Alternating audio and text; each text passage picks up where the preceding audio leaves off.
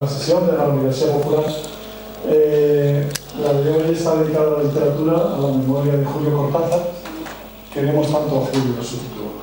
Nos lo va a presentar Germán Ojeda, ya es bien conocido de todos vosotros. Ha intervenido aquí en la Universidad Popular en varias ocasiones. Los sábados presenta también las sesiones del Cineforo, tanto de la Universidad Popular como del Grupo Literario Encuentros. Es columnista de la revista Norte Noticias y es una persona muy conocida por sus capacidades y sus dotes literarias. Así que, ¿quién mejor que él para presentarnos a este personaje? Y nada más, lo dejo con Germán. Muy bien.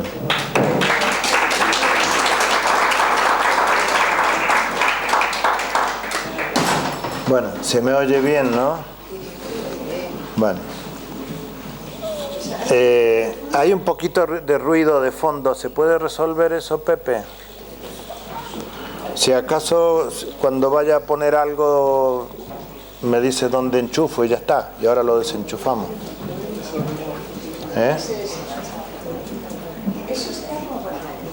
Bueno, la primera advertencia es que me van a disculpar si no hablo tan bien como otras veces, pero que estoy en tratamiento dental y se me lía todo. Pero bueno, ¿está mejor así? No, sigue habiendo ruido. Pero si no, lo desconectamos y cuando vaya a poner algo, dime cuál le quito y ya está. Es que es la amplificación del micrófono y también de ahí. Ah.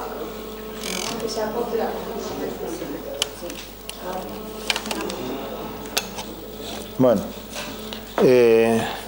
alguien me dijo hace un momento que si no había traído algún tango, y es verdad.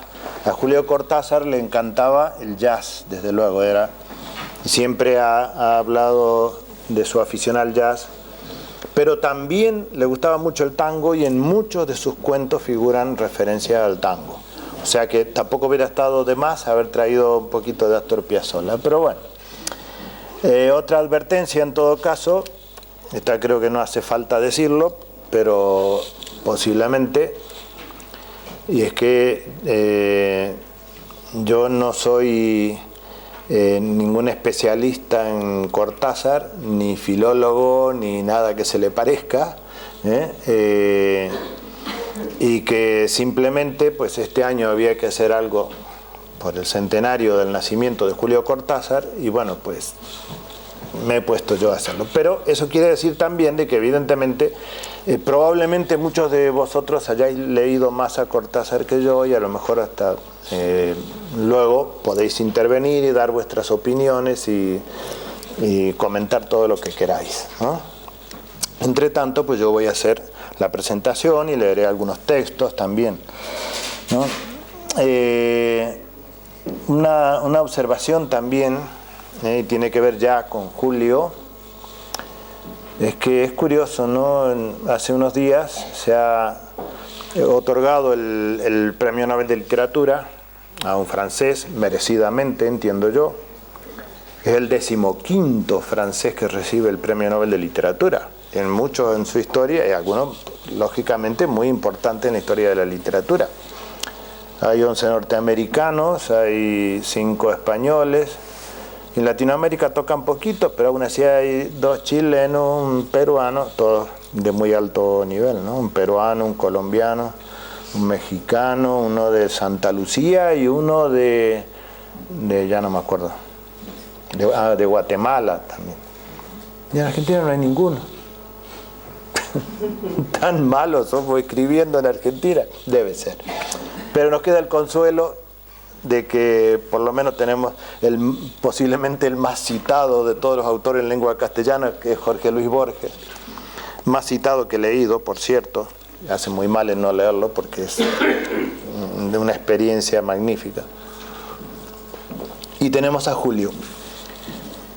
Tenemos a Julio, a quien tanto queremos. Este título que le he puesto yo, además, es un plagio. Es un plagio porque está muy utilizado desde que se murió. hace 30 años, ¿no? Y cada vez que se publica algo por ahí aparece, queremos tanto a Julio. No sé quién fue el primero que lo utilizó, y además es una paráfrasis de uno de sus libros, ¿no? De queremos tanto a Glenda. Entonces, a partir de ahí, creo que fue en Nicaragua donde inventaron lo de queremos tanto a Julio. Bueno, pero como es libre para utilizarlo. Bueno, Julio Cortázar nace en Bruselas porque su padre era diplomático argentino en Bélgica, pero él siempre se consideró un escritor argentino, aunque como la mayoría de los argentinos de clase media, sobre todo, es descendiente de inmigrantes, pues claro, su padre es de ascendencia vasca y su madre una mezcla de franceses, alemanes y etcétera. Pero él era argentino. Aquí hay una foto en la calle Florida. Queremos tanto a Julio. Era un tipo realmente querible. Era la personificación del hombre al que todos quieren arropar, ¿no? Que todos tienen el gran gusto de ser amigos suyos. O sea, era el tipo que no tenía doblez, que no tenía arrogancias, ¿no? Que era un hombre para nada engreído con su nivel, digamos, y su popularidad, su fama. Todo lo contrario, él decía que eso le daba igual realmente. Él, por el contrario, era humilde. Cuando tenía que dar una charla como esta, por ejemplo, lo primero que hacía era decir, bueno, yo también lo he dicho, pero yo lo he dicho con más fundamento, pero él también solía decir, bueno, pues si yo no soy especialista, yo de esto no sé mucho, vamos. Pero eso sí, había leído, vamos, todo lo legible que hay en este mundo. Y bueno, yendo a datos más biográficos, ¿no? Bueno, aquí tenéis la fecha de nacimiento. Con 4 años al acabar la guerra, durante la guerra, él, como vimos, nació en Bélgica, pero claro, Bélgica también fue invadida, ocupada por los alemanes. Ya sabéis que los alemanes, cada vez que les entran ganas de marcha, pues invaden Bélgica o Polonia, por ejemplo. Bueno, pues entonces creo que salieron de Bélgica, fueron a Italia, luego estuvieron en Barcelona. Y al final, en 1918, Julio Cortázar regresa con sus padres a Buenos Aires. Pero, y este dato falta ahí, poco tiempo después, su padre abandona a la familia, se va, y no sé si no tuvieron noticias, o por lo menos no figuró más en la biografía de Julio Cortázar. Él creció con su madre, ¿no? Y en una familia que, pese a su experiencia europea y todo eso, pero ya era una familia más bien modesta, sobre todo cuando se quedan solos, ¿no? Él, su hermana y su madre. No obstante, era muy buen alumno, decían, un chico más bien solitario, reconcentrado, que leía muchísimo desde muy chico, entre otras cosas, y eso también me recuerda también a cosas que yo he vivido. Él dice que leía a Edgar Poe y luego tenía unas pesadillas tremendas. Claro, a mí me leía Edgar Poe la chica que me cuidaba cuando yo todavía no sabía ni leer. Para que vean. Me causaba un espanto terrorífico porque no lo entendía además. Estudia magisterio y además el profesorado en letras en Buenos Aires, y empieza a trabajar en un colegio, en un pueblo, en la localidad de Chivilcoy, en la provincia de Buenos Aires, ¿no? Y de ahí, ya de chiquito también, empezaba a escribir. Escribía algunos cuentos, algunos poemas, incluso una novela, que en general él decía que no lamentaba que se hubieran perdido. Recién en 1938, esto no figura ahí, pero enseguida lo veremos, consigue publicar un pequeño librito de poemas. Siempre dijo él que él fue un escritor más bien tardío, porque aunque escribía de chiquito, pero luego nadie lo conocía, no publicaba, nada, ¿no? En el 44 consigue un puesto para trabajar enseñando literatura francesa, porque a todo esto había aprendido inglés y francés, para empezar a trabajar de traductor. Ya veremos cómo eso lo hace más adelante, ¿no? En el 44 entonces enseña literatura francesa en la Universidad de Mendoza, con mucha ilusión, pero cuando en el 46 gana las elecciones Perón, él se siente que no está a gusto trabajando en la universidad pública y deja de trabajar. Se dedica a cosas privadas, no sé exactamente, pero quiero decir que deja la universidad.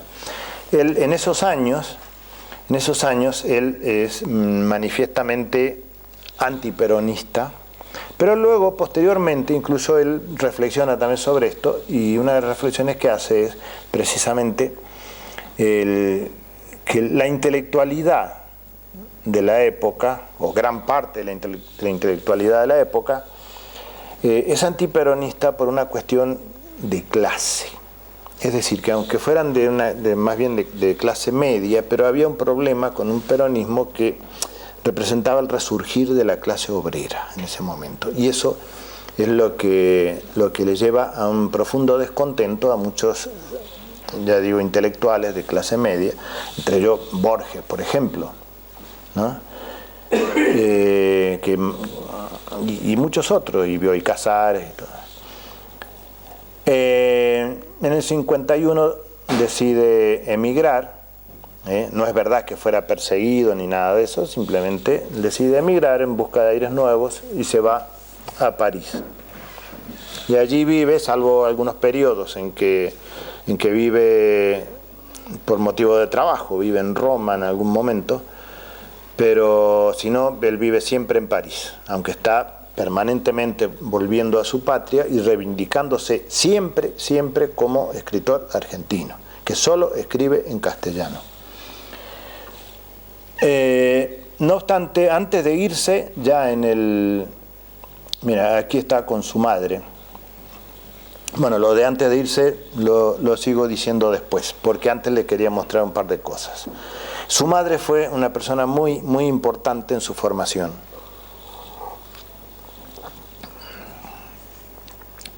Y como hijo, por lo tanto, sin padre, ¿no? Él siempre mantenía con su madre una relación muy fuerte, ¿no? Bueno, esto es un reportaje, digamos, que le hacen para un libro, ¿no? Lo pueden leer ahí, ¿no? Para el adulto deja de ser importante jugar a la rayuela y pasa a ser importante pagar el alquiler. El niño, como a lo mejor ni sabe lo que es el alquiler, juega a la rayuela como algo muy importante. Él, en ese sentido, siempre fue un niño grande. Y grande realmente en el mejor sentido, o en el sentido completo de la palabra, es decir, era muy alto, ¿eh? Hablando de grande, la viuda de Félix Grande me decía el otro día que cuando fue por primera vez a visitarlo, porque era muy amigo de Félix Grande, hay correspondencia publicada, cuando la primera vez que lo vio, me dice Paquita, dice que parecía que era un hombre sin cabeza, porque dice que ella veía en la puerta, ella también es más bien bajita, dice, lo veía en la puerta y dice que no se le veía la cabeza. Yo creo que exageraba un poquito, pero bueno, era muy alto, ¿no? Pero muy infantil, es decir, no infantil en el sentido despectivo que se le da a la palabra, sino en el sentido que él reivindicaba lo lúdico, reivindicaba la ilusión, la capacidad de emocionarse, de comprometerse, ¿no?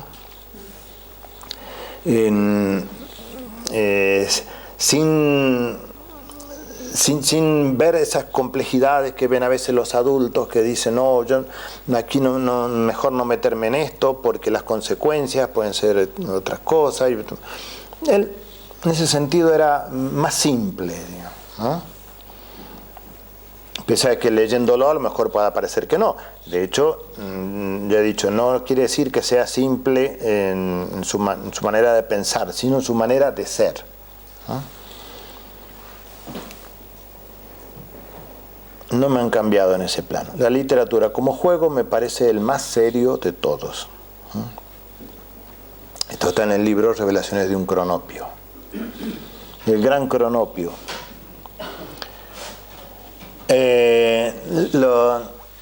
La expresión del Cronopio viene de lo que él publicó en el año, pues, alrededor del 60, fue cuando publicó Historias de Cronopios y Fama, ¿no?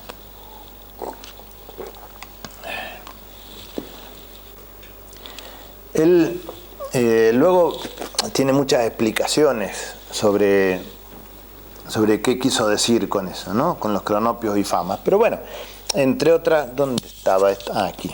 Sí. Luego, dice, él cuenta, de hecho lo cuenta en una entrevista en televisión española, de la cual a lo mejor ponemos un trocito luego. Él cuenta que él se le ocurrió esto un día que estaba en el teatro en París, estaba escuchando a Stravinsky, y que le pareció como que había algunos unos seres extraños que estaban en el aire moviéndose un poco al ritmo de la música y que eran como una cosa misteriosa que había ahí. Entonces ya él se ilusionó con todo eso y ya le llamó los cronopios, y a partir de ahí dice que luego los cronopios tuvieron que tener su contrapartida en los famas y las esperanzas, que son los que están ahí. Y hay quien ha hecho un análisis de clase y dice que el cronopio son los de la clase, el proletariado, digamos, el proletariado en un sentido amplio, pero la gente que no tiene compromisos en ese sentido, que no tiene dependencias de otras cosas. Y los famas, en cambio, vendría a ser, dicen estos analistas, un poco como la clase alta argentina, ¿no? Y que siempre tiene que tenerlo todo previsto, todo organizado, todo seguro.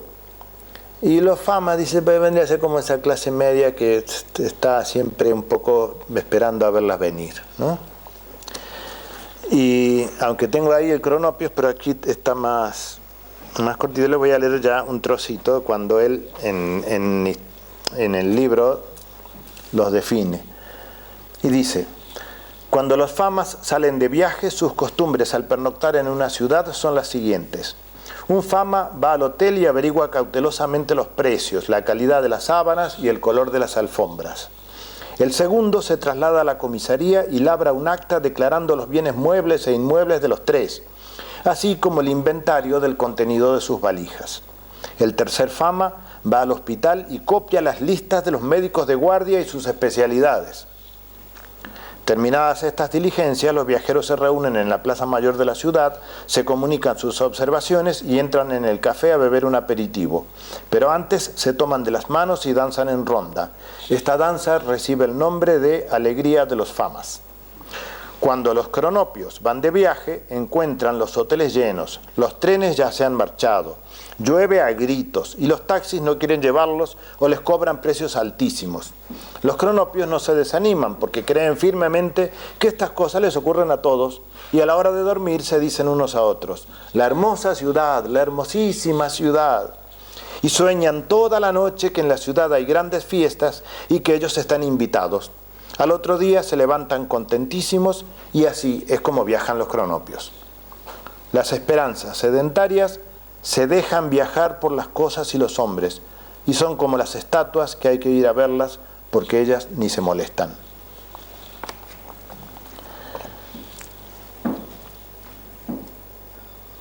Ahí tienen al gran cronopio.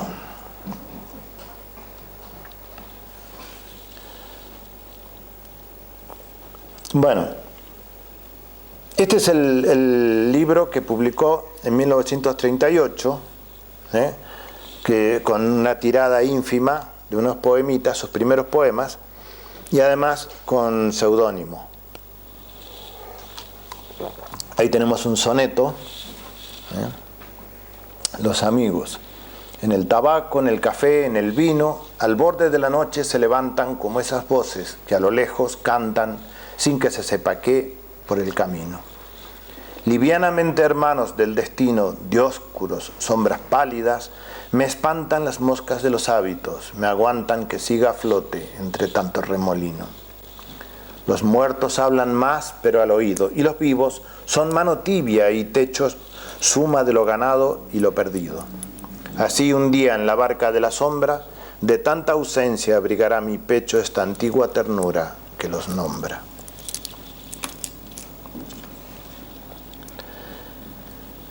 En el año 46, ya tenía él 32 años, es cuando le envió a Borges, que ya era un hombre, ya llevaba muchos años, era uno de los escritores obviamente más conocidos de Buenos Aires, le envió un cuento para ver si le gustaba. Y Borges no solamente le gustó, sino que lo publicó en su revista, se llamaba Anales de Buenos Aires, con dibujos además de su hermana, de Nora Borges. Este es uno de los dibujos del cuento Casa Tomada. Este es el comienzo de Casa Tomada.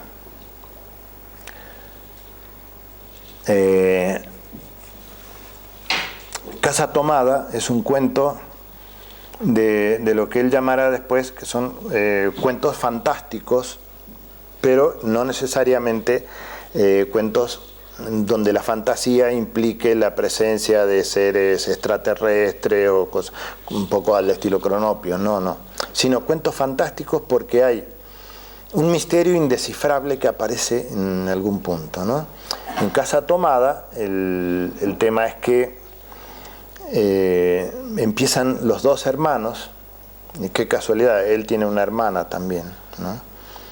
Los dos hermanos, o sea, un hermano y una hermana, viven en una casa muy grande y empiezan a sentir que hay presencias extrañas que están ocupando las habitaciones del fondo primero, y luego van ocupando más y cada vez más y cada vez más hasta que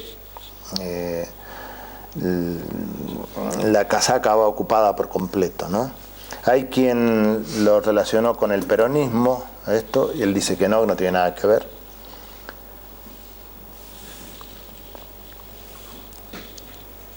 Y en el año 51 consigue ya no solamente publicar este cuento, sino publicar su primer libro de cuentos, y el primero que además seguirá publicándose hasta ahora como uno de sus grandes obras, y que es Bestiario. En él, por supuesto, está Casa Tomada. Lo cierto es que la primera edición tenía menos cuentos y después se le han ido añadiendo otros.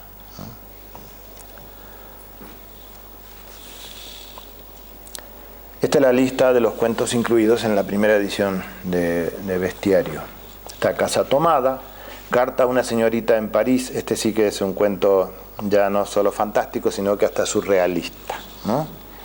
Donde todo el tema del cuento es el hombre que se queda a vivir en la casa de la señorita que se ha ido a París, ¿no? Y resulta que empieza a tener un problema él, que de vez en cuando pues vomita un conejito, y que claro, al principio hasta le resulta simpático, pero dice que esto se le produce continuamente y que ya cada vez más y cada vez menos sabe qué hacer con los conejitos, y que al final, bueno, tiene la casa invadida de conejitos, y en la última carta ya le cuenta que no tiene más remedio que tirarse por la ventana. O sea que, bueno, Circe es un cuento también notable, donde todo el tema del cuento es de un hombre que está de novio o mejor dicho, entabla relaciones con una mujer, que resulta que entonces se entera él de que ella ya enterraba a 2 novios. Entonces empiezan las sospechas de qué ha pasado ahí, si no será que los ha envenenado, y empieza a buscar cucarachas en la comida y cosas así. Después él ha contado incluso que por esa época pues tenía también ese tipo de aprensiones él con la comida. Bueno, en general todos estos, como digo, son cuentos que tienen algo de cuento fantástico, que es algo que él siempre le gustó, ¿no? Más datos biográficos. Se establece en París en el año 51, se casa con Aurora Bernardes en 1953 y será su compañera durante los primeros años de su vida en Europa. Se divorcia en el año 67 y tuvo una relación sin casarse con Ugnė Karvelis, que era una militante de izquierda lituana. Pero esa relación dura poco y luego se casa con Carol Dunlop. Carol muere joven en el año 82 y él se sume en una profunda tristeza, una depresión insoportable. Y bueno, pues ¿quién va a consolarle? Aurora Bernardes otra vez. Y es quien está con él hasta el momento de su muerte, porque él poco después, en el año 84, muere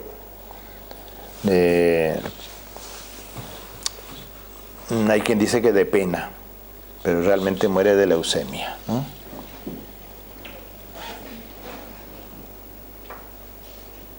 Aquí está el gran Cronopio flaco ahí, con Aurora, un viaje de novio, ¿no? Sí, esta es Aurora, que todavía vive. Tiene 90 y algo de años. Aquí está de joven Aurora. Bien. Dejando un poquito de lado lo que sería la parte biográfica, os quería comentar esto, porque yo me voy a basar un poco también en este libro. En el año 80 lo llamaron para dar un pequeño ciclo de clases magistrales en la Universidad de Berkeley, en California, ¿no?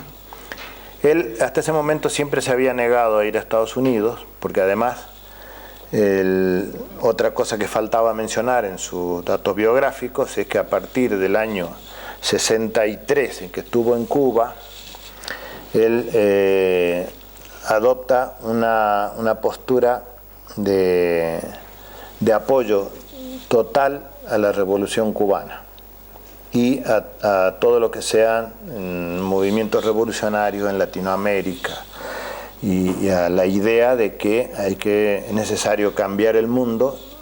Y lógicamente pues él, como latinoamericano que se define, porque una de las cosas que él dice cuando vuelve de Cuba es que por primera vez él ya no se siente simplemente argentino.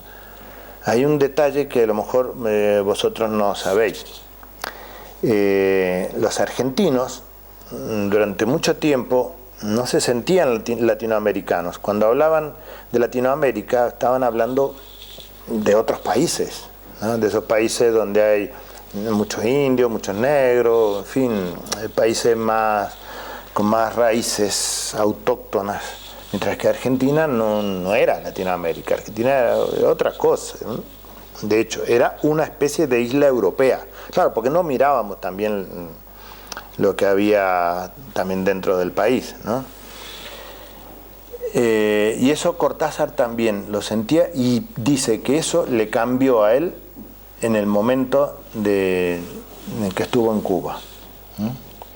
Bien, cuando va a la Universidad de Berkeley, voy lentísimo.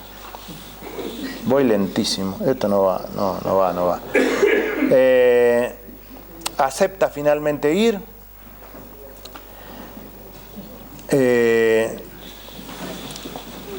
Da 8 clases en las cuales él está invitado a hablar de su obra. Y viene él al principio, dice pues eso, que él que para eso están los críticos, ¿qué va a hablar él? Pero bueno, una vez que le empieza a tirar la lengua, empieza a hablar y hablar y hablar, y sobre todo lo hace con un afán didáctico muy importante para los estudiantes, porque lo que él quería realmente era ayudar a los estudiantes. Les pide que le escriban cosas, que le manden trabajos, o sea, es una actitud, vamos, que el público que tiene quedan absolutamente encantados. Pero esas clases no estaban escritas, él va y habla y habla y habla y habla, todo eso quedaba grabado, ¿no? Hasta que hace muy poquito alguien encontró esas cintas, se dedicó a desgrabarlas, o sea, a copiarlo todo a papel, y según dicen, con muy pocas adaptaciones de frases que estuvieran ahí, a lo mejor un momento algo chocante o cosa, pero poquísimas adaptaciones, quedó un libro fantástico. Y desde luego se lo recomiendo a todos. Se publicó en España en 2013, en la edición normal, y esta de bolsillo ha salido hace 15 días.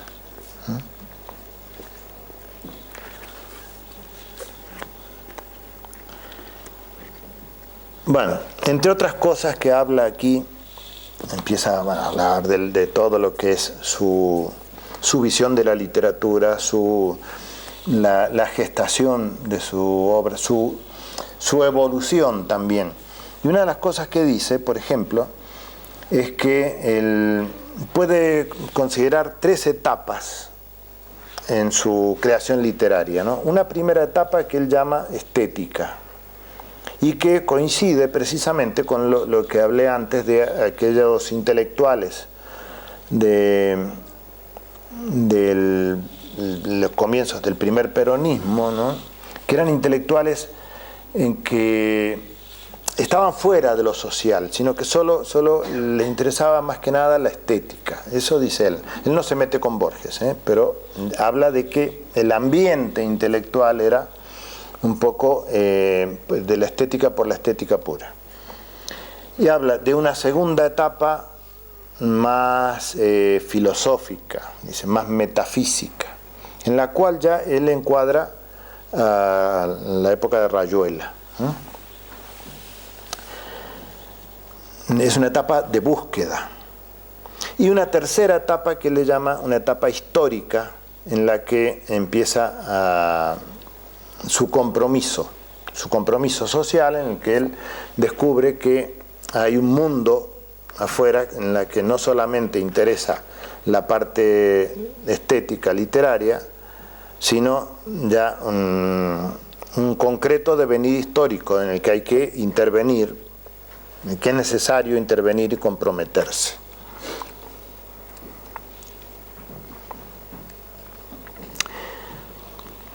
Hablando de la primera etapa, dice: lo que verdaderamente me importaba era el mecanismo del cuento, sus elementos finalmente estéticos, su combinatoria literaria con todo lo que puede tener de hermoso, de maravilloso y de positivo.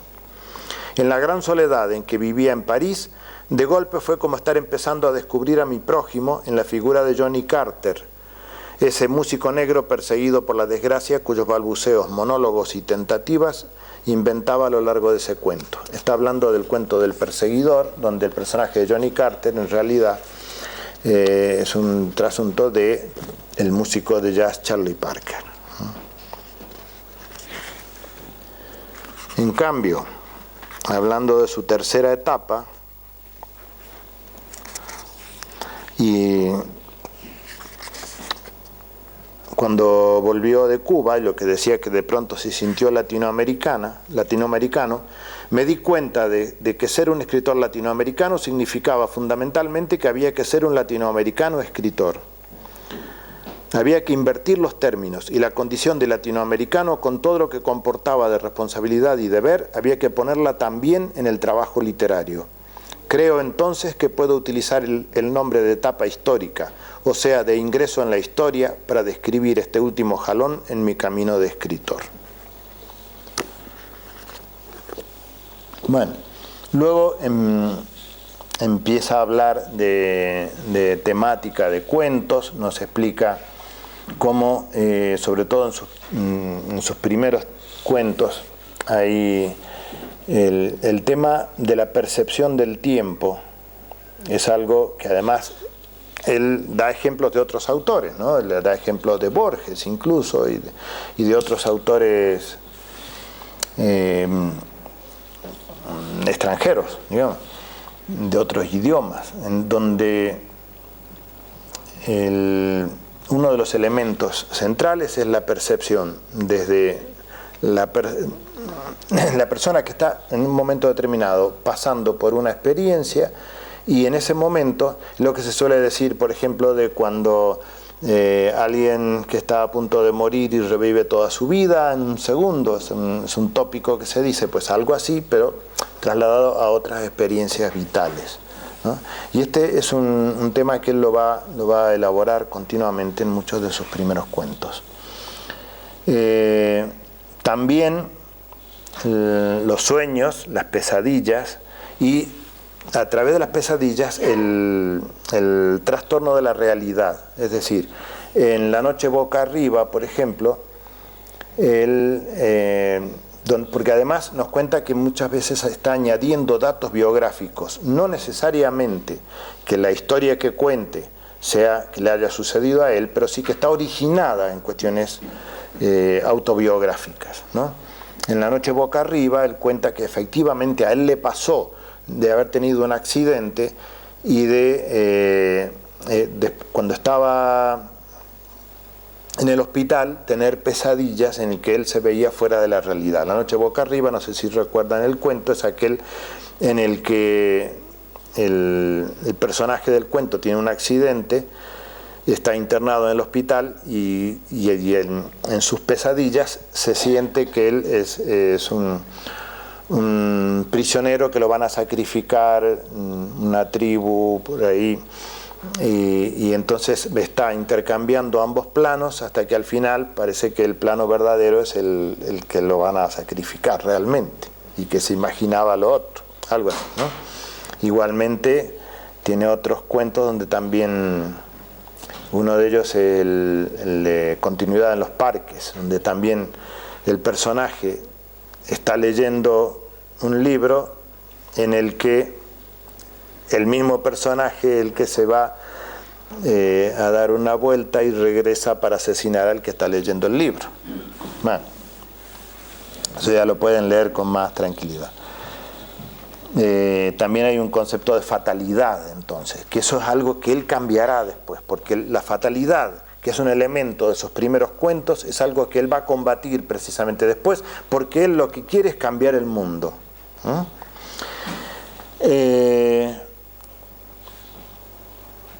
Hay muchas cosas por aquí para leer, pero bueno, en otro momento uno de los alumnos le pregunta ¿en qué idioma escribe? Pues usted vive en París, habla perfectamente el francés, traduce el francés, trabaja de traductor de francés y de inglés, tradujo nada menos que los cuentos de Edgar Poe, que son, en este momento no hay mejor traducción al castellano que la de Cortázar. Tradujo también las memorias de Adriano, de Marguerite Yourcenar.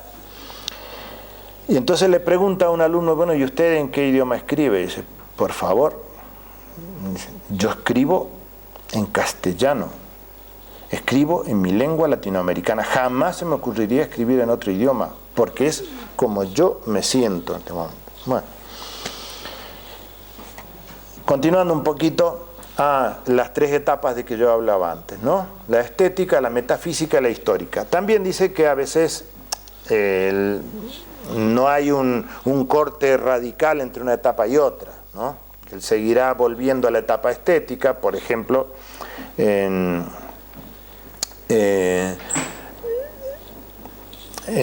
Cronopios y Famas y en otros cuentos, digamos, pero básicamente él se va a ir centrando hacia el final de su carrera en la etapa que él llama histórica, ¿no? Bueno, nos habla de que la diferencia entre la novela y el cuento, para él, todo esto, como digo, está aquí, y si os interesa, os lo recomiendo, porque realmente está todo ahí, ¿no? Para él la novela es un poco, pues, un escenario amplio donde perfectamente, dice, un autor podría alargar la novela o acortarla a gusto sin ningún problema, añadir más personajes, dice, él no está de acuerdo con la idea de que para el lector la novela tenga que ser algo acabado. Dice, por el contrario, incluso el lector le puede añadir todo lo que quiera o saltarse capítulos, tirarlo, que es un poco lo que él pretenderá después hacer con Rayuela, ¿no? En cambio, dice, el cuento es una esfera, donde todo está perfectamente medido y tiene que comenzar y cerrarse en el mismo punto, o en un punto, digamos, donde concluya de alguna manera, pues, lo que está planteado. Y también nos explica que en América Latina, dice, que hay una tradición de cuento quizá superior a otras regiones, ¿no? Y que quizá eso venga también de las culturas tradicionales, de culturas orales y de culturas míticas, donde desde el principio existía una explicación del mundo basada en relatos que se van transmitiendo a través de generaciones, y que eso quizá hizo que incluso el encuentro europeo con el Nuevo Mundo generara también una fértil creación literaria en base a la tradición del cuento. Bueno, otros dos libros. Esta es la primera novela que le publican. Anteriormente había presentado a Editorial Losada una novela, y Guillermito de Torre, de quien hablamos cuando hablábamos de Cansinos Ascens, algunos que hayan estado se acordarán, pues Guillermito de Torre, que era el director de Editorial Losada, pues se la rechazó.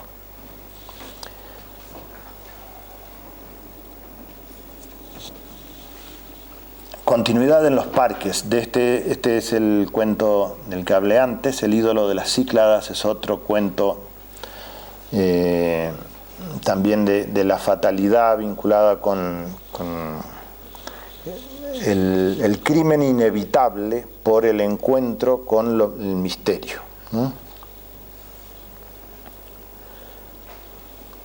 Otro libro de cuentos. Aquí está Cartas de Mamá. Este es un cuento precioso y es también, a su manera, un cuento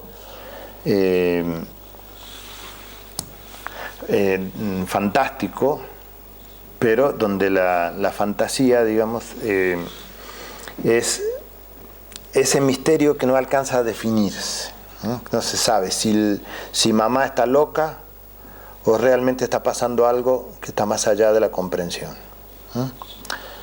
Es para leerlo. Y desde luego se publicó con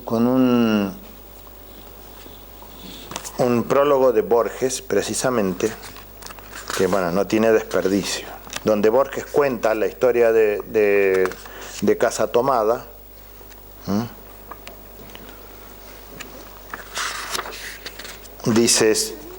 Dice, hacia 1947 yo era secretario de redacción de una revista casi secreta que dirigía la señora Sara de Ortiz Basualdo. Una noche nos visitó un muchacho muy alto con un previsible manuscrito. No recuerdo su cara. La ceguera es cómplice del olvido. Son palabras de Borges. Ya sabes que Borges nunca se prodiga en largos párrafos, ¿no? En ese sentido es completamente diferente de Cortázar, pero tiene una precisión para decirlo todo en escasas frases. Bueno.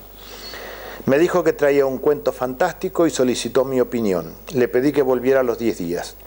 Antes del plazo señalado, volvió. Le dije que tenía dos noticias. Una, que el manuscrito estaba en la imprenta. Otra, que la ilustraría mi hermana Nora, a quien le había gustado mucho. El cuento ahora justamente famoso era el que se titula Casa Tomada. Años después, en París, Julio Cortázar me recordó ese antiguo episodio y me confió que era la primera vez que veía un texto suyo en letras de molde. Esa circunstancia me honra. etcétera, etcétera. Este otro también que se hace el humilde. Muy poco sé de las letras contemporáneas, creo que podemos conocer el pasado siquiera de un modo simbólico y que podemos imaginar el futuro según el temor o la fe. En el presente hay demasiadas cosas para que nos sea dado descifrarlas. Vaya frase. El porvenir sabrá lo que hoy no sabemos y cursará las páginas que merecen ser releídas. Schopenhauer aconsejaba que para no exponernos al azar, solo leyéramos los libros que ya hubieran cumplido 100 años. No siempre he sido fiel a ese cauteloso dictamen. He leído con singular agrado Las armas secretas y he elegido este cuento. Salto un poco y, bueno, analizando lo fantástico, dice, queda la posibilidad de que todo sea una alucinación de la culpa. Alguien que parecía inofensivo vuelve atrozmente. Y por último, Julio Cortázar ha sido condenado o aprobado por sus opiniones políticas. Fuera de la ética, entiendo que las opiniones de un hombre suelen ser superficiales y efímeras.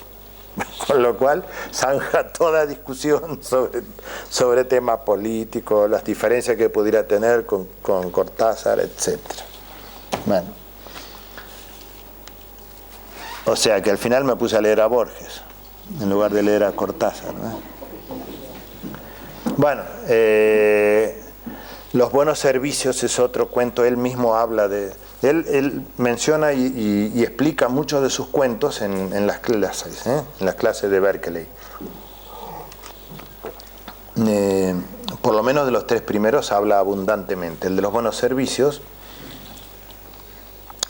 es un cuento donde una empleada doméstica en París le piden que por favor, que si puede hacer de madre de un personaje que ha muerto, porque resulta que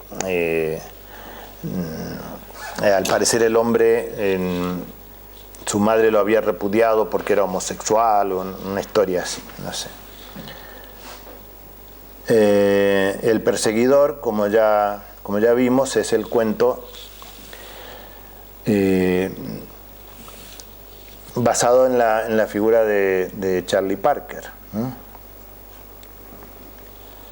Y Las babas del diablo es otro cuento del que hablaremos un poquito también. Bueno, Cortázar recibió muchas adaptaciones al cine. Básicamente en Argentina, pero no solo. Cuando ya se hizo más famoso, también fuera, ¿no? Y Manuel Antín es el director que filmó 3 películas basadas en cuentos de Cortázar. Este está basado en Continuidad en los parques, él le llamó Intimidad de los parques. La cifra impar está basado precisamente en Cartas de mamá. Y Circe está basado en el cuento Circe, ¿no?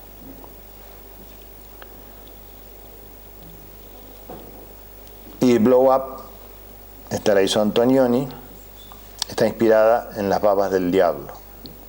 Pese a que es una adaptación muy libre, simplemente la idea central es lo único que toma, ¿no?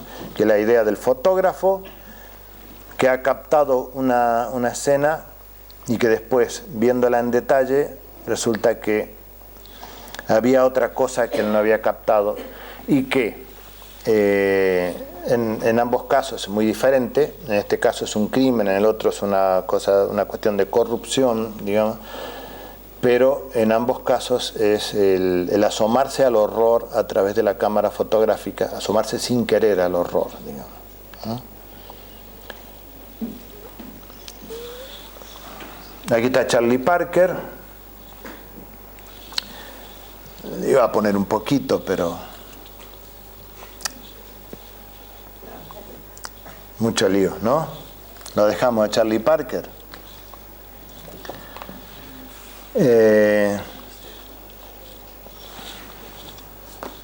Vamos a ver una cosita de Las babas del diablo,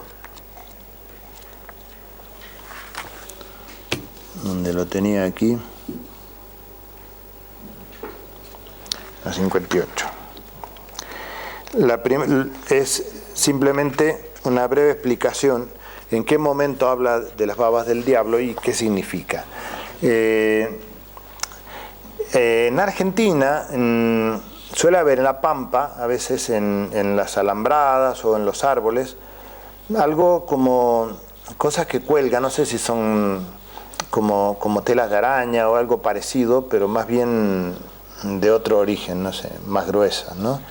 Y entonces se le llama de dos maneras, le llaman los hilos de la Virgen o también, fíjate la diferencia, o las babas del diablo. Y simplemente él utiliza esto en una frase, cuando en medio del cuento, él ve a uno de sus personajes, que es un joven inocente, y que lo están metiendo en algo que él alcanza a verlo por la cámara fotográfica. Está hablando del jovencito y dice que el joven echa a correr creyendo el pobre que caminaba y en realidad huyendo a la carrera, pasando al lado del auto, perdiéndose como un hilo de la Virgen en el aire de la mañana. Pero los hilos de la Virgen se llaman también babas del diablo.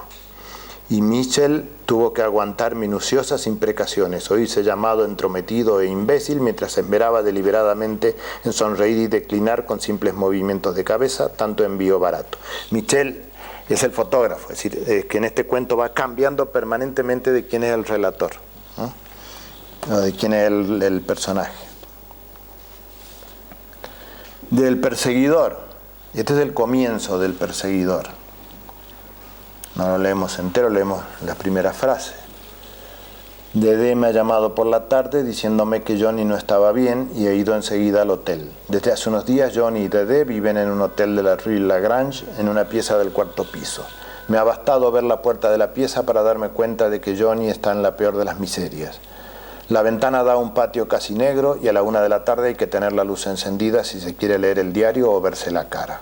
No hace frío, pero he encontrado a Johnny envuelto en una frazada, encajado en un roñoso sillón que larga por todos lados pedazos de estopa amarillenta. Dede está envejecida y el vestido rojo le queda muy mal. Es un vestido para el trabajo, para las luces de la escena. En esa pieza del hotel se convierte en una especie de coágulo repugnante. En todo el cuento del perseguidor, ya digo, está basado en la figura de Charlie Parker, que era músico negro con toda la tragedia de los personajes atrapados y hundidos por su propia historia, por su fama, por el mundo que le envuelve, ¿no? Y que esa historia es la que él intenta relatar, pero como él mismo dice, como intentando buscar respuestas que no encuentra. Es decir, el perseguidor es toda una larga búsqueda mientras el personaje se va hundiendo poco a poco. Bien, en el 66 sale este otro libro de cuentos, Todos los fuegos el fuego. Es también posiblemente de los mejores, y tiene algunos cuentos muy conocidos como La autopista del sur, el grandísimo atasco. Me gustaría leer el final de La autopista del sur, porque como de todos modos lo conocen, ¿no? La autopista del sur, lo tenía aquí, en la 170. Porque además aquí vamos a comentar otra cosa.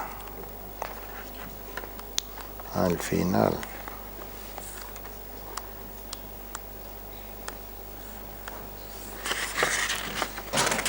Es que yo lo tenía en otro libro. Bueno, en el 170 de este debe estar. No, de este.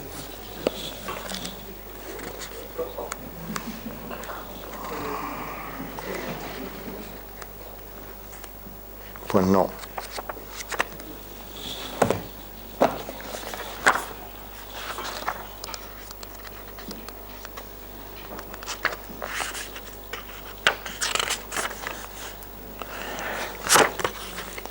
Después de que han pasado el atasco, también este es otro elemento fantástico, se prolonga durante meses y meses, está todo atascado en la autopista, ¿no? Y se establecen distintas relaciones entre la gente, y él particularmente vive una relación de amor con la chica del Dauphin. Ahí todos los personajes se nombran por el coche en el que llevan, ¿no? Y resulta que de pronto, bueno, después de que la chica incluso le ha dicho que está embarazada, de pronto los coches empiezan a ponerse en marcha, se ponen en marcha y todo, y él intenta seguirla y no la encuentra, y se va, y se va, y se va. La columna volvía a ponerse en marcha lentamente durante unos minutos, y luego como si la autopista estuviera definitivamente libre. A la izquierda del 404 corría un Taunus, y por un segundo al 404 le pareció que el grupo se recomponía, que todo entraba en el orden, que se podría seguir adelante sin destruir nada. Pero era un Taunus verde, y en el volante había una mujer con anteojos ahumados que miraba fijamente hacia adelante. No se podía hacer otra cosa que abandonarse a la marcha, adaptarse mecánicamente a la velocidad de los autos que lo rodeaban, no pensar. En el Volkswagen del soldado debía estar su chaqueta de cuero. Taunus tenía la novela que él había leído en los primeros días, un frasco de lavanda casi vacío en el 2 caballos de las monjas. Y él tenía ahí, tocándolo a veces con la mano derecha, el osito de felpa que Dauphin le había regalado como mascota. Absurdamente se aferró a la idea de que a las 9:30 se distribuirían los alimentos, habría que visitar a los enfermos, examinar la situación con Taunus y el campesino del Ariane. Después sería la noche, sería Dauphin subiendo sigilosamente a su auto, las estrellas o las nubes, la vida. Sí, tenía que ser así, no era posible que eso hubiera terminado para siempre. Tal vez el soldado consiguiera una ración de agua que había escaseado en las últimas horas. De todos modos, se podía contar con Porsche, siempre que se le pagara el precio que pedía. Y en la antena de la radio flotaba locamente la bandera con la Cruz Roja, y se corría a 80 kilómetros por hora hacia las luces que crecían poco a poco, sin que ya se supiera bien por qué tanto apuro, por qué esa carrera en la noche, entre autos desconocidos donde nadie sabía nada de los otros, donde todo el mundo miraba fijamente hacia adelante, exclusivamente hacia adelante. Es tremendo, ¿no? Supone la creación de un orden que de pronto se destruye. Y lo que iba a decir de los finales, suelen ser muy, muy apasionados. En eso, por ejemplo, es la gran diferencia con Borges. Borges tiene sus finales cincelados, ¿no? Pero sin ninguna carga emocional del tipo de lo que tienen los finales de Cortázar, donde de pronto, como en este caso, se ve que se le derrumba el mundo y es como que está casi implorando, ¿no? Como cayéndose las lágrimas a goterones, así por lo que está pasando. No hablemos de la salud de los enfermos o de la señorita Cora. La señorita Cora, ya me pasé un poquito anterior. La señorita Cora es un cuento, bueno, delicioso de la enfermera que está atendiendo a un adolescente, delicioso y triste también. Y también tiene un final, digamos, donde pone mucha pasión. La isla Mediodía es un hermosísimo cuento donde también se da el juego de realidades, ¿no? Es el azafato que va en un avión que pasa todos los días por arriba de una isla y dice, bueno, me gustaría, ¿por qué no dejo esta vida de mierda que tengo aquí todos los días lo mismo y me vengo a vivir a esa isla que es una maravilla? Bueno, no les cuento el final para los que no lo hayan leído, pero hay una transposición también ahí, al igual que en La noche boca arriba, en que la realidad pasa a ser otra. Bueno, y en Rayuela, bueno, ¿qué voy a decir de Rayuela? Igual que dijo él, a ver, ¿dónde está el de las clases? En la 203.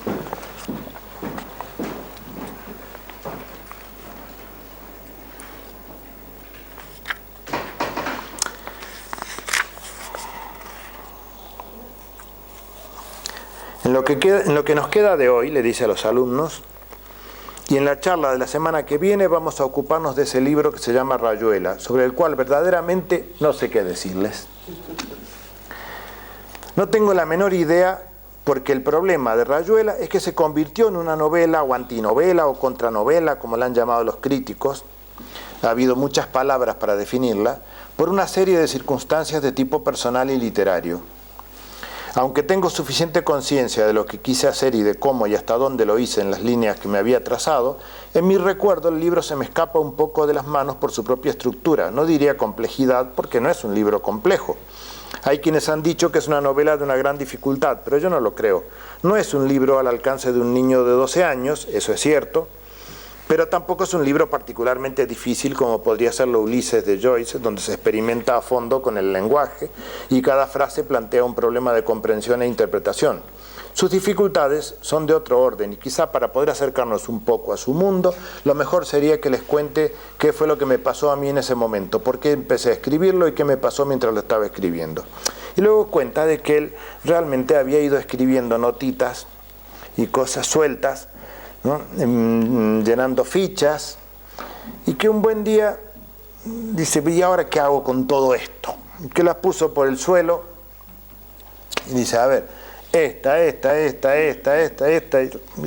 y podemos darle ya una continuidad del libro.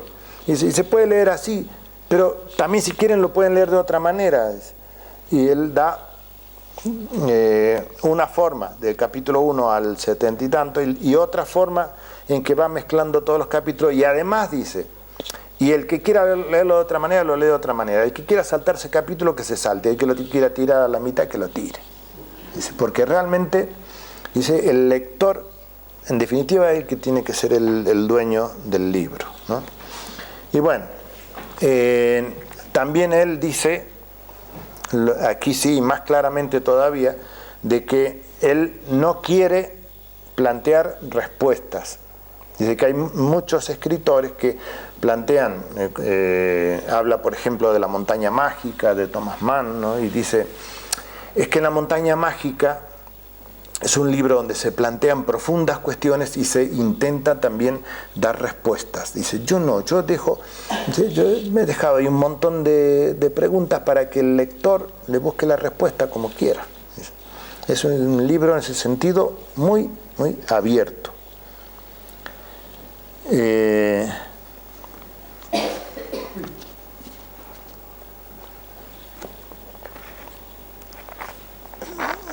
Eso lo dice, por ejemplo, aquí, 208. Es que hay para leer, van a ser.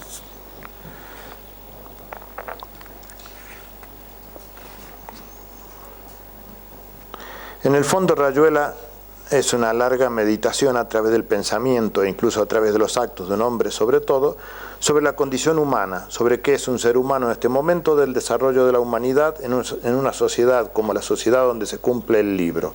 En Rayuela todo está centrado en el individuo, eso es fácil de advertir.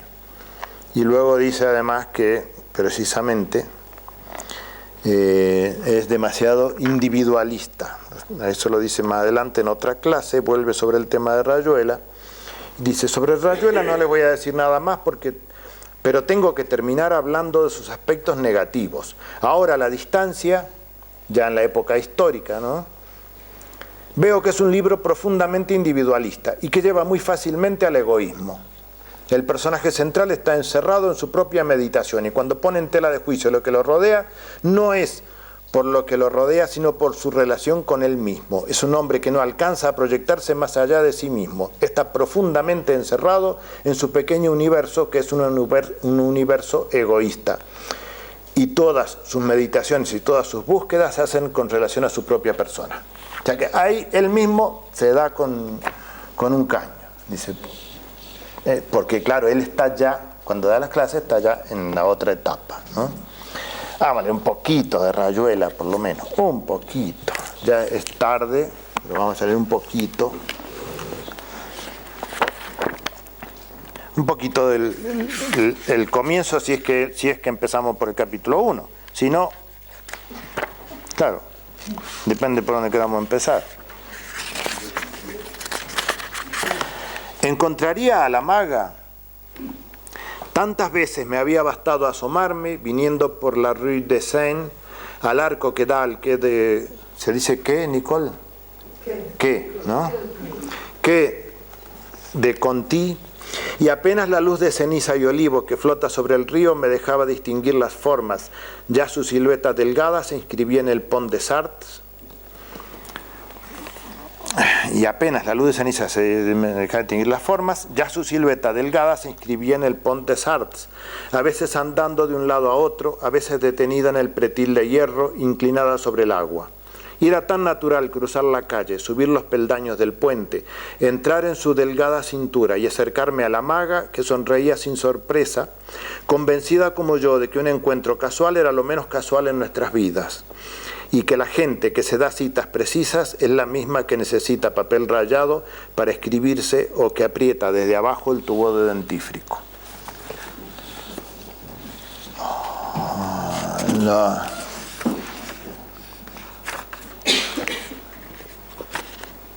Pero si empezamos por el 73, empieza así.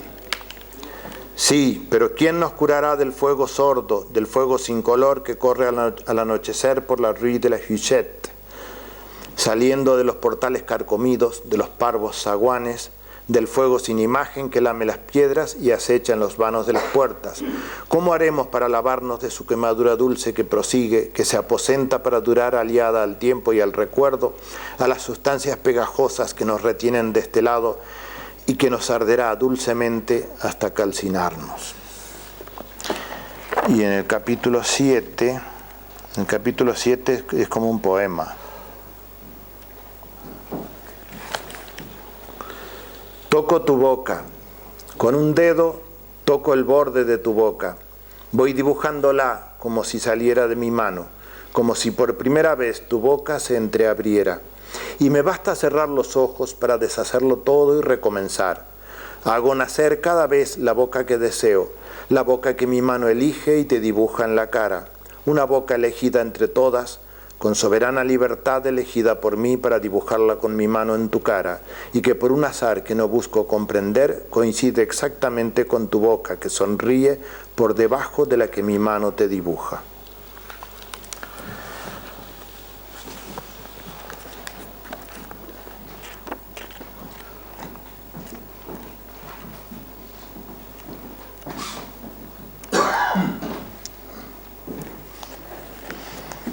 En el capítulo 20 están medio peleando Oliveira, el personaje, con la maga,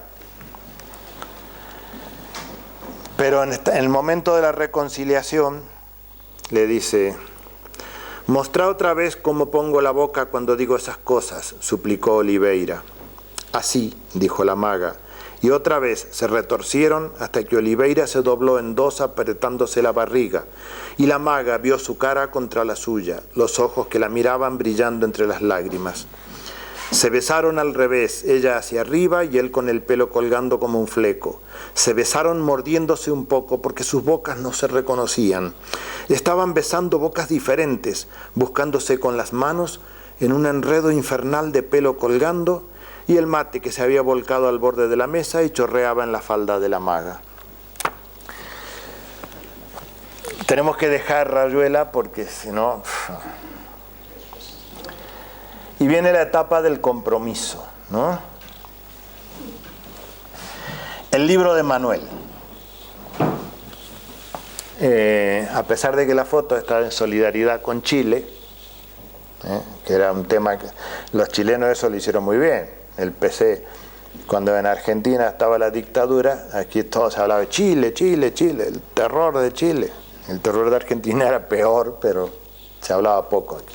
Pero antes de eso, Cortázar publica el libro de Manuel en la época de la dictadura de Onganía, al final de la dictadura de Onganía, y sus personajes son personajes que están comprometidos en una acción revolucionaria en Argentina, ¿no? Pero ellos viven en París, ellos quieren hacer desde París ir a hacer la revolución allí, porque son argentinos que están exiliados en París, ¿no? Y al mismo tiempo él escribe en el libro como un libro para el niño, que lo van llenando de experiencias, consejos y recortes de periódicos, sobre todo. Acaba siendo un collage el libro. ¿Dónde estaba? Ah, aquí mismo está.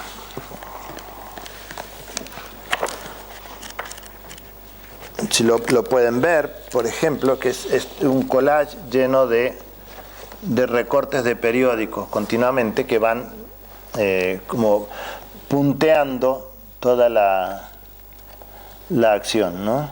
Y acaba, de hecho, al final del libro, ya solo contiene, no tanto recortes de periódicos, sino directamente en la parte final, testimonios. Un testimonio de la tortura en la Argentina y un testimonio paralelo de un reportaje que le habían hecho a un militar norteamericano sobre las torturas que se estaban llevando a cabo en Vietnam. Terrorífico. Después del triunfo de la revolución sandinista, publicó Nicaragua tan violentamente dulce, con una serie de notas. Este ya no es un libro de ficción, de notas sobre lo que era Nicaragua en ese momento, ¿no? Y estos son otros libros que no hay mucho tiempo para comentar. La vuelta al día en 80 mundos, él explica que es como los libros de almanaque, dice, que se hacían en Argentina, sobre todo para el campo, en la primera mitad del siglo XX, donde eran también una especie de cambalache que llevaba de todo, desde poemas hasta recetas de cocina, consejos sobre cómo cuidar las vacas, todo tipo de cosas. Entonces él pues hizo más o menos algo así, pero sobre temas de literatura y arte, ¿no? Este es una especie de cómic sobre la figura de un cómic muy famoso en México, al que él lo hace luchar contra las multinacionales, ¿no? Y estos son libros de cuentos, y esto es una especie de desarrollo del capítulo 62 de Rayuela. Y por último, algunos poemas, ¿no? Porque él también escribió y publicó poemas, ¿no? Ya vimos su primer libro, pero también aquí hay otros, como este. Este es de puño y letra suyo, Mendoza, Argentina, 1944. Por veredas de sueño y habitaciones sordas, tus rendidos veranos me acechan con sus cantos. Una cifra vigilante y sigilosa va por los arrabales, llamándome y llamándome. Pero qué falta, dime, en la tarjeta diminuta donde están tu nombre y tu calle y tu despelo, si la cifra se mezcla con las letras del sueño, si solamente está donde ya no te busco.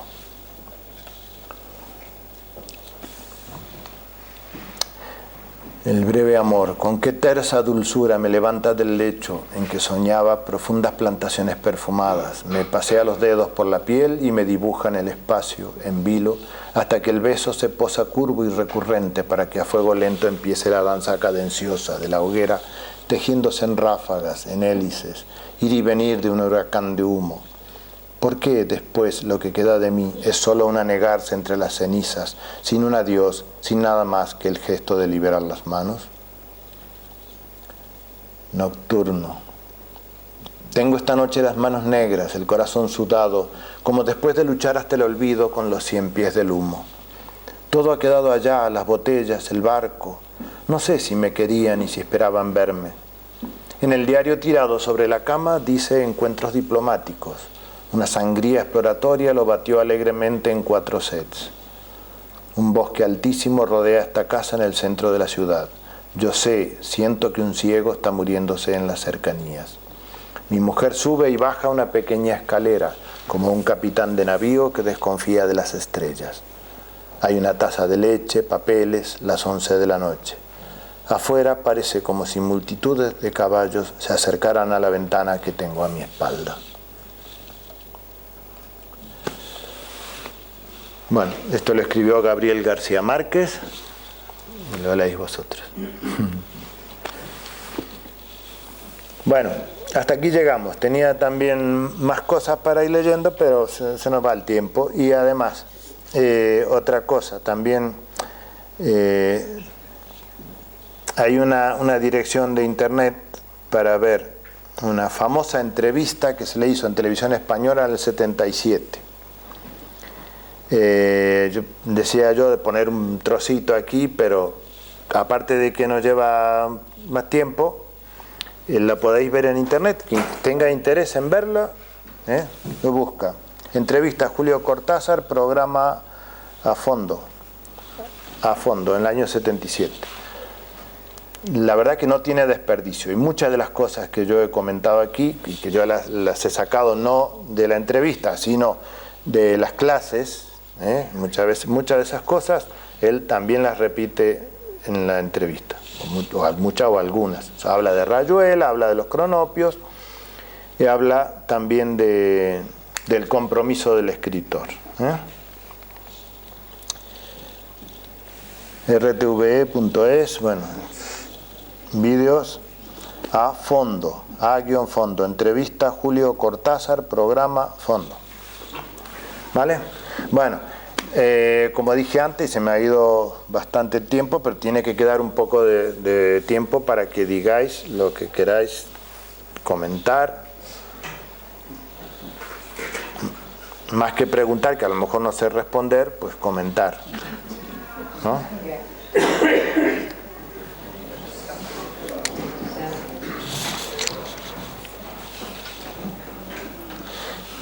Este escrito lo hizo Gabriel García Márquez cuando murió Cortázar, ¿no? Cuando murió García Márquez, ¿no? Y desde luego refleja precisamente lo que antes he comentado, ¿no? Cómo era la persona realmente querible, ¿no? Bueno, ¿quién quiere decir algo? A ver, animaros. ¿Va, Rodrigo? ¿Sí? Vale. No, yo no. Además, quiero pedir disculpas por llegar tan tarde, pero no ha habido... Nada, no te disculpo. ¿Quién quiere decir algo? No, queda muchísimo por decir.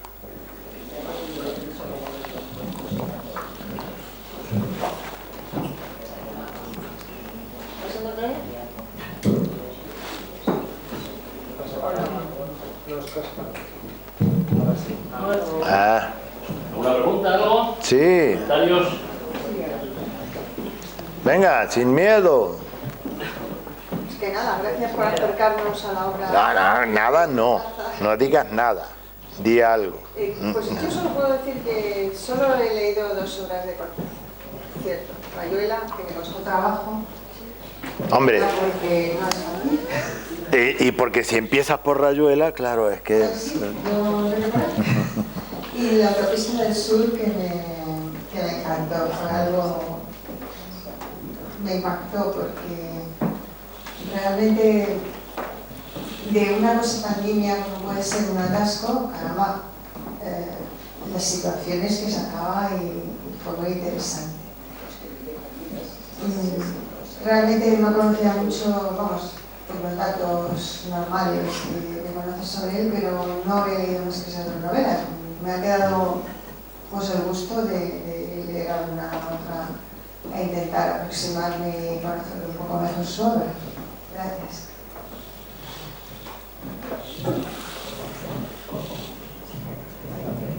¿Una cosa más?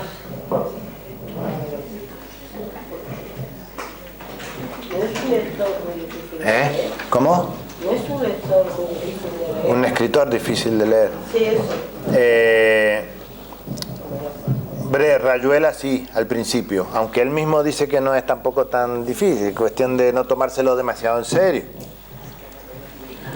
Pero Rayuela sí puede ser al principio difícil porque efectivamente te desconcierta un poco, porque no es un libro al uso, no es un libro, hasta luego, no es un libro de los que estamos acostumbrados tradicionalmente, que tiene un comienzo, un desarrollo y un final. Rayuela es un libro, está todo entremezclado. Como él dice, son como fichas que la fue recogiendo y dice, ya está. Entonces hay que leerlo al azar. No, no, lee cuentos. Ah, bueno, Rayuela sí, lo tienes que leer así. Claro, pero bueno, empieza por los cuentos. Claro, los cuentos es más fácil. Claro, hombre. Ese siempre es muy fantástico, pues vale que llegas un poco más. Rayuela es muy difícil. Que luego yo aquí me he venido hasta aquí tan solo para que me convenzan de su obra. Porque, vamos, no me entero. Pues empieza por los cuentos. Claro. Nicole. Si una personalidad tan complicada no tenía que ir a veces al psiquiatra. Ay, sí, precisamente dicho lo contrario, no era una personalidad complicada, todo lo contrario. Sus relatos y todo, sí. Sus relatos, sus experimentos literarios, pero él en sí mismo no era una persona complicada, ni muchísimo menos, todo lo contrario. ¿Y quién era manga? Manga. La maga. La maga. La maga se llama Lucía, me parece. Él le llama la maga. Es decir, Oliveira le llama la maga. Pero se llamaba Lucía. A mí me gustaría, de los que han leído Rayuela, que la relación de Oliveira con la maga, ¿cómo la entendieron ellos? Porque yo le he visto casi un maltratador. Es una relación, es decir, muy egoísta y que la hace sufrir muchísimo, es decir, hasta el abandono. Es decir, tienen escenas de amor, es más, cuando él va allá, al lado de allá, sigue recordándola y espera encontrársela por algún lado, por eso de ser la maga. Pero me gustaría que alguien más que diese otra versión de cómo ha visto la relación de Oliveira con la maga. Yo no, otro, a ver. No, si no, te busco lo que dijo Cortázar, que también lo dijo. ¿Dijo algo sobre eso? Sí. A ver, ¿dónde estaba? Que diga eso que quiso poner. A ver.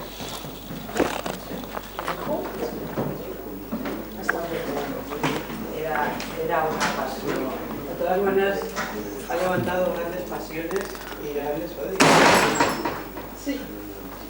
Hay gente que le adora y gente que no lo puede ni ver. O sea que, bueno, eso también indica un poco su personalidad. Claro. A ver si lo encuentro. No pueda que no lo vea.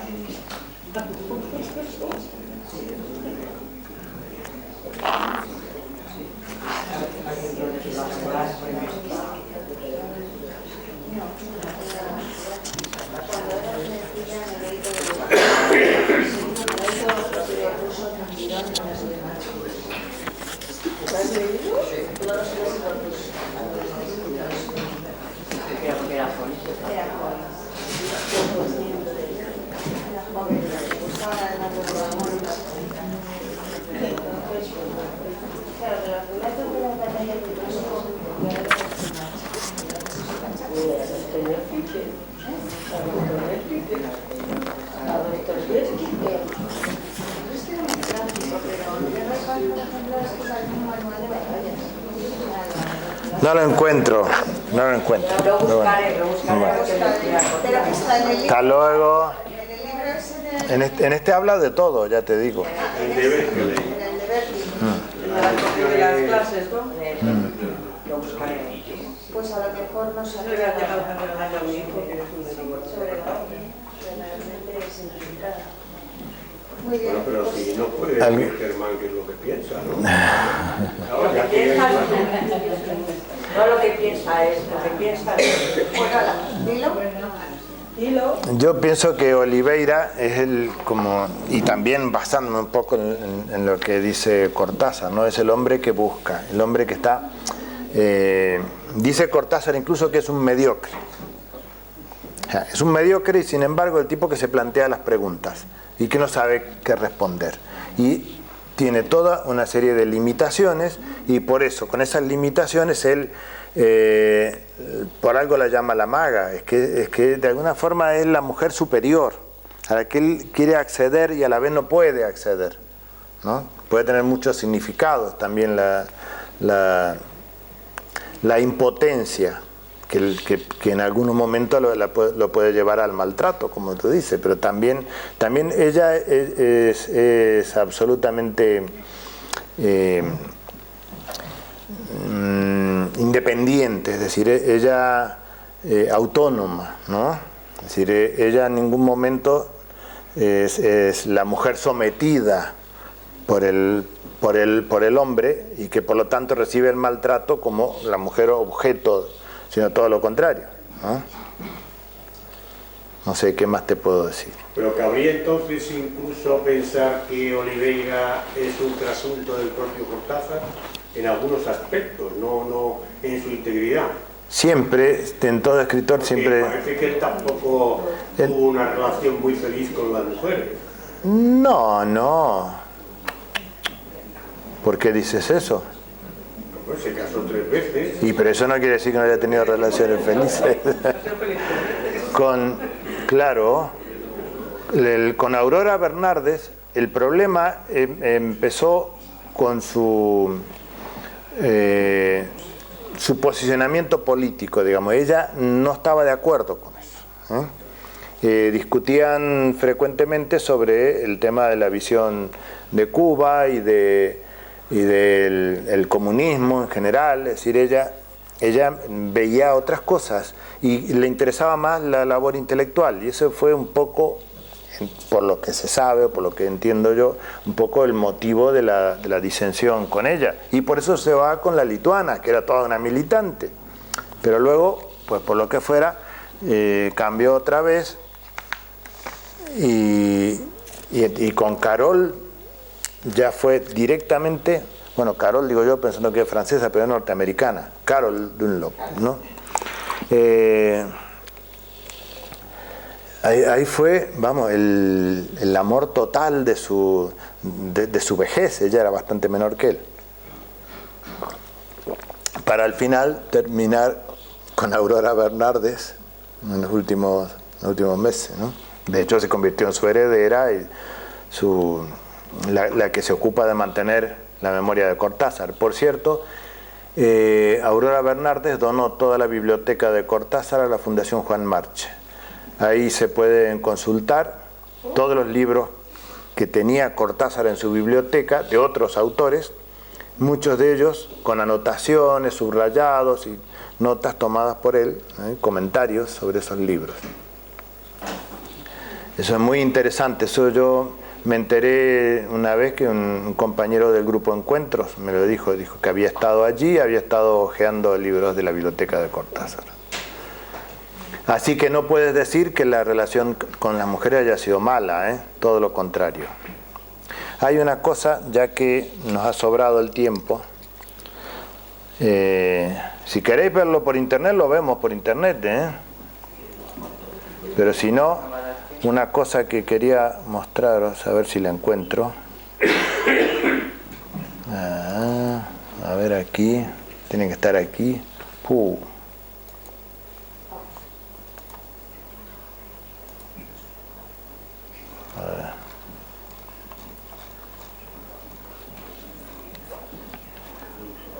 Estas son las clases, la primera clase se titula Los caminos de un escritor, las clases de Berkeley. La segunda, el cuento fantástico, y habla del tiempo. En la tercera habla de la fatalidad, por eso yo saqué esos 2 temas además. En la cuarta, el cuento realista. En la quinta, musicalidad y humor en la literatura. Este es un tema precioso y donde habla de los cronopios y las famas también. Y lo lúdico en la literatura, también hablando de lo mismo, y la escritura de Rayuela, ¿no? Luego vuelve a hablar de Rayuela, del libro de Manuel y del Fantomas. Y el octavo, erotismo y literatura.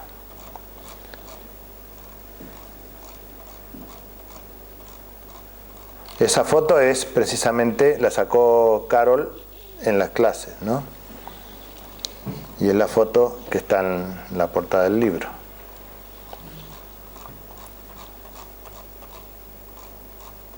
Ay, a ver si encuentro lo que busco.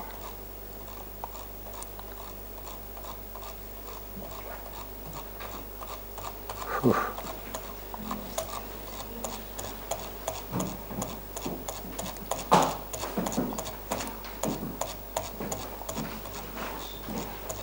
Adiós. Nada. Más abajo del todo, más abajo, por aquí. De todas maneras, se nos está pasando el tiempo de estudiar.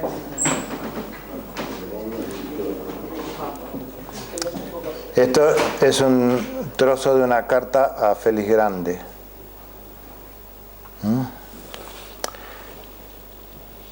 La última carta que le envía a Félix, todavía confiando de que se iba a curar, creo que estaré mejor en unas semanas. Beso a Paquita y a Lupe y el abrazo de siempre de tu Julio. Menos de un mes después se murió. Eso era lo que buscaba. Bueno. Espero que la hayáis pasado bien, no os hayáis aburrido demasiado.